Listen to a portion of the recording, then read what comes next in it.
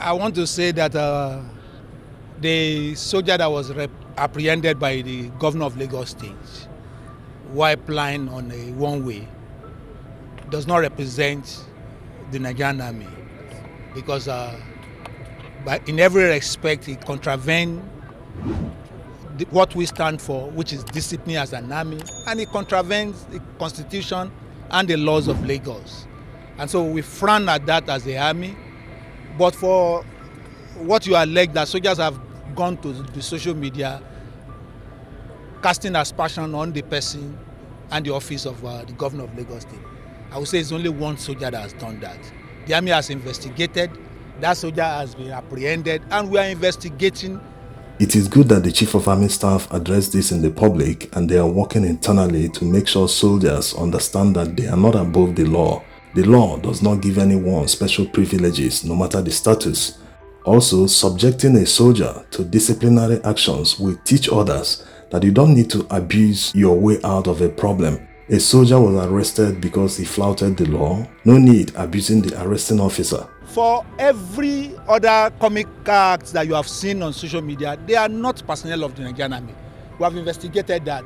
From the mode of the dressing of some of them, you will know that they are not personnel of the Nigerian army. One of them was wearing the cap badge upside down. And you will know that that is not a personnel of the Nigerian army. An officer can never do that. So we have investigated some of them, and from the utterances that these people made, you will know the angle from which they are talking from. They were talking politics, not army.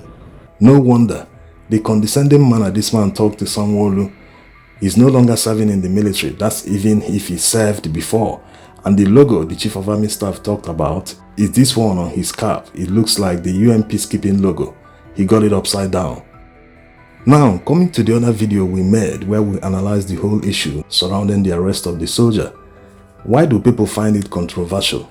It's not. Like already said in the other video, we know that Sanwo came to power through the window. We covered the election extensively, no need going back to what they did during the time. Did they do anything wrong by arresting the soldier? No. Citizens arrest people and even deliver justice without handing them over to the police. Not to talk of a governor who is the chief executive officer of the state. He can arrest the person. And since it is a traffic offense, a misdemeanor, the soldier will be handed over to the mobile court that will issue the fine, and he will pay and be on his way. What about Sanwo-Olu's approach and communication with the soldier during the arrest? Very poor. He was very unprofessional. He allowed his temperament to get the better of him. In fact, he shouldn't have come down from the vehicle, but you know all these politicians, he wanted to do the photo ops to show people that he is walking. If he had stayed back in the vehicle, no one would have known that the governor was even among the convoy. They would say, maybe it's just the police that is arresting people along the highway. Who's in there? Then your father come arrest you. I'm a soldier, Augusta. That's even the more reason. That's even the more reason. I'm going to lock you up. That's even the more reason. You're telling me you're a soldier. That's even the more reason. I'm going to lock you up. Get down there. Very sorry, sir. Get in down there. Very sorry, sir. Useless boy. You're telling me you're a soldier. Just take 4 of them. So he should have controlled his reaction better. Of course, he came about because the guy was telling him, Oga, I'm a soldier, sir. So which might be construed to mean that the guy was trying to tell him, I'm a soldier. I can drive against the traffic. I'm above the law, something like that. So it wasn't necessary for him to react in that manner. It's understandable how people feel after the whole charade they call election and the judicial process, but unless there is a massive civil disobedience going on, you can't challenge someone that you know that he has the power to arrest you or intimidate you. Yes, that's the reality. You can't say you can't arrest me because you yourself, you drive against the traffic. You've been caught many times driving one way. What audacity? On what grounds will you arrest me? The fact that many people haven't been arrested doesn't mean they didn't commit the crime.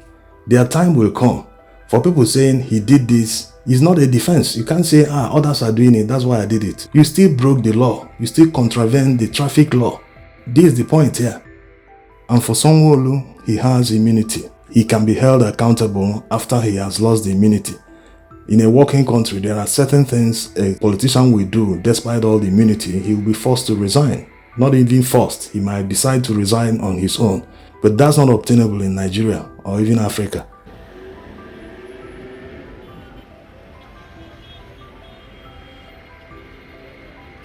So for everyone opposing the people in power, you do not give them the opportunity to intimidate you. Look at the main opposition figures in Nigeria, Peter Obi, Atiku Abubakar and others.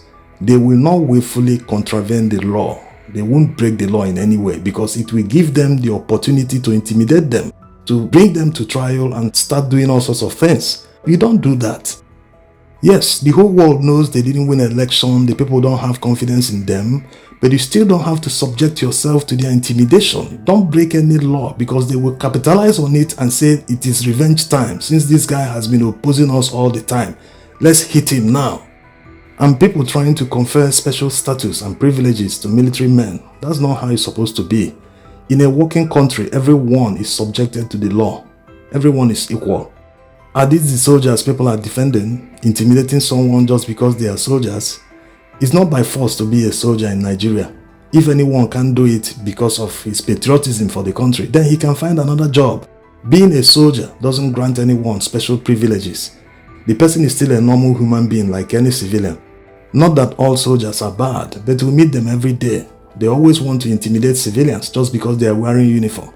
And maybe this altercation with the governor will make soldiers to have a rethink because they all work hand in hand during elections. They enable corrupt politicians, including the police.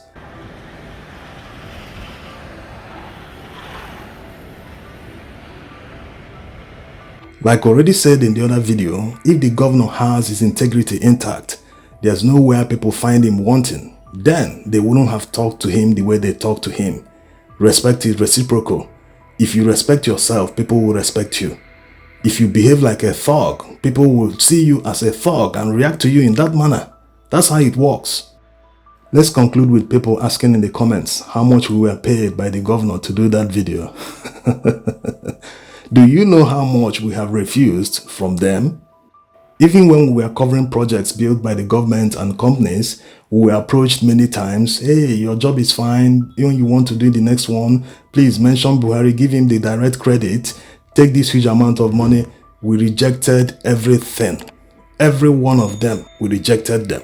Because we are not doing it for anybody. We are doing it for the country. Just contributing our own patriotism to the development of the country. That's how it should be. Everyone should strive to do the right thing at any point in time. If everyone does the right thing, no one will be in prison, no one will be arrested.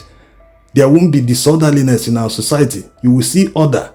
Even to park a vehicle properly is a difficult thing for us in Nigeria. Why? So people should not be doing the same thing they accuse people in power of doing. Yes, we know they've turned the law upside down. No one can hold them accountable. They control everything.